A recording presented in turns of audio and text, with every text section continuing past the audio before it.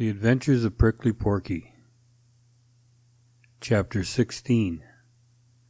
Old Granny Fox Loses Her Nerve.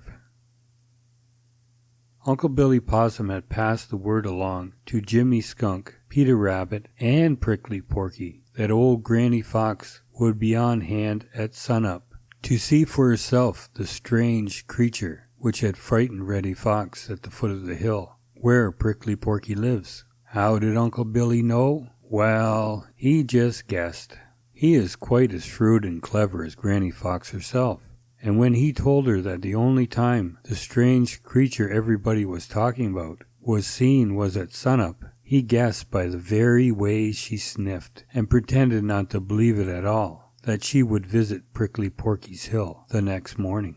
The old lady suspects that there is some tricks, and we uns have got to be careful, warned Uncle Billy, as he and his three friends put their heads together in the early evening.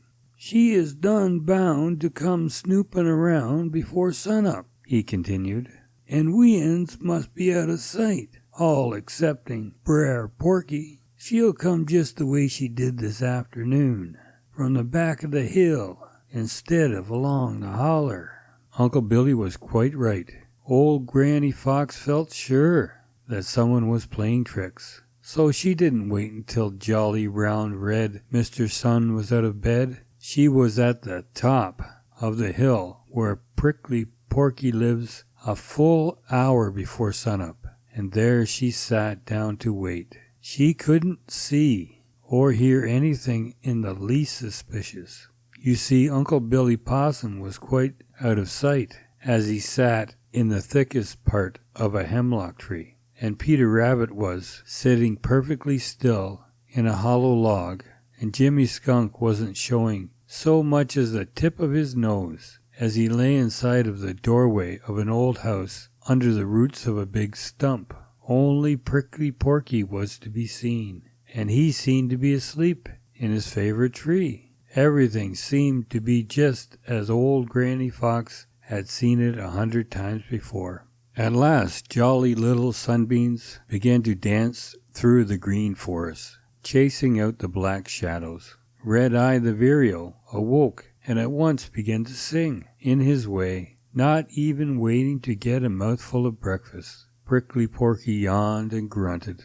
Then he climbed down from the tree he had been sitting in, walked slowly over to another, started to climb, changed his mind, and began to poke around in the dead leaves. Old Granny Fox arose and slowly stretched. She glanced at Prickly Porky contemptuously. She had seen him act in this stupid, uncertain way a dozen times before. Then slowly, watching out sharply on both sides of her, without appearing to do so, she walked down the hill to the hollow at the foot.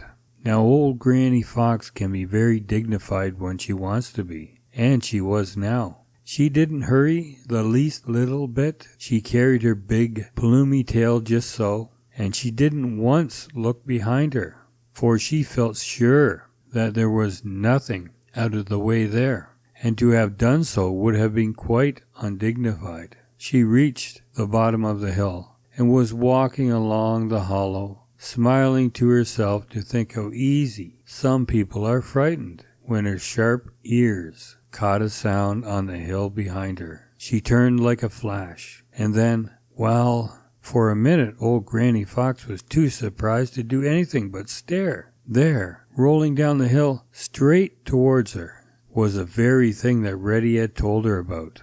At first Granny decided to stay right where she was and find out what this thing was. But the nearer it got, the stranger and more terrible it seemed. It was just a great ball, all covered with dry leaves, and yet somehow Granny felt sure that it was alive, although she could see no head or tail or legs. The nearer it got, the stranger and more terrible it seemed. Then Granny Fox forgot her dignity. Yes, sir, she forgot her dignity. In fact, she quite lost it altogether. Granny Fox ran just as Reddy had run.